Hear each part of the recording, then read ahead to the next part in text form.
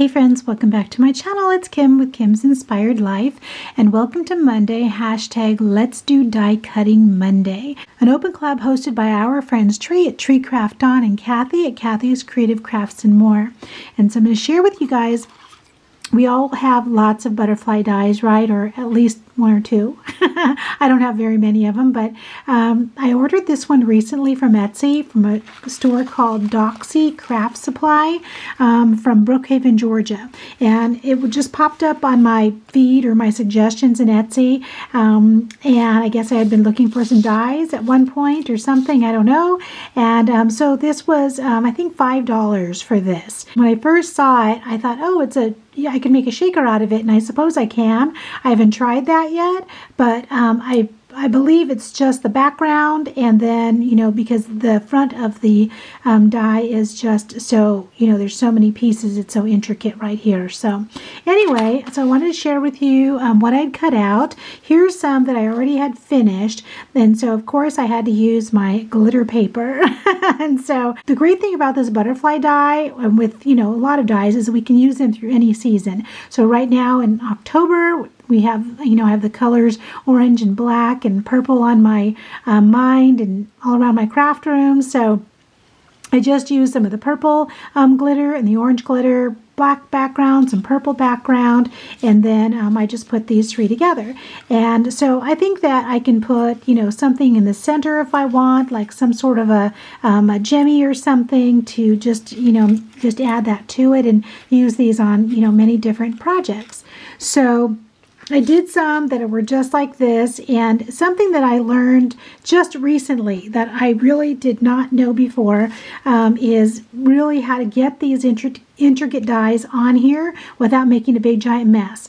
What I was doing before was I was just taking my glue and just very carefully, either with this, regular tip or with the smaller tip, and just really going like this and try to go in around the edge.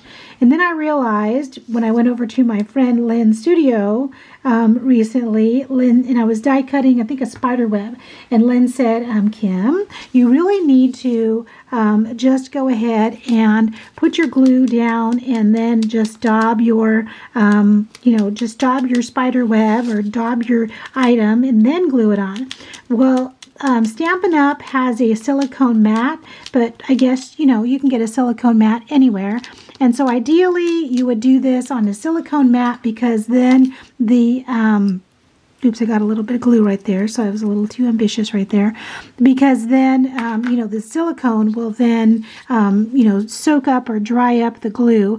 And then you, instead of using a wipe, because I'm too lazy to go in the other room right now and get a sponge, you should use a sponge. And of course, Stampin' Up! Has some really cute little sponges, but you can use any Dollar Tree sponge or whatever. And then once you get that on there, just, turn it over and then smash it down that way and push it together. And again, better to be done on a silicone mat, or maybe even this mat or your glass mat or something else other than on this paper, because then it'll stick to it. But anyway, there we go. And that's the easiest way to do it, other than, trying like I was to put the glue on the back of it. And then when you turn it over, as I was doing on the spider webs, and then the glue comes through and you end up putting too much glue on there. So those are the amazing things that you learn, I'm telling you.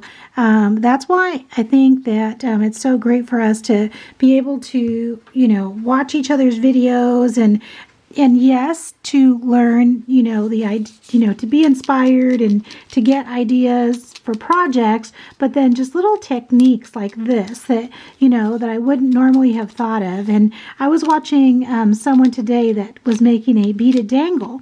And I'm not into making dangles, but, or making, like, I guess they're charms. They're the ones with all the, lots of beads all over the place that I've received from, many friends, which I love, but I don't ever foresee me, making one of those or for myself. I don't know. It took her a while to do, and she was sharing it because she had, just joined the BB Craft program, and she wanted to show all the beads and everything, and she made a ton of little dangles, and then put them together all on on a charm and everything, and it was amazing. But anyway, and so, but I did learn, not that I would ever make that, but I learned a couple of techniques that when I go to make, just simple little dangles that I will definitely use. So, anyway, so this is what I'm making for today, and making these fun butterflies that, again, I will add, some sort of a gemmy or something in the center, and I still have some more I'm going to make over here. I did one of these that with some pattern paper that I'm going to put on orange, that I think that will be fun too, and then I can just use them however I want to use them. And I'm excited to make some in the different months, for Christmas, or in January for winter crafting. Just, the possibilities are just endless, aren't they? And that's what you guys inspire me to remember and to know. So definitely go and check out all of the other people that are participating in Let's Do Die Cutting Monday. Thank you to our hostesses. You guys are awesome. And thank you guys for stopping by. I'll talk to you again soon. Bye-bye.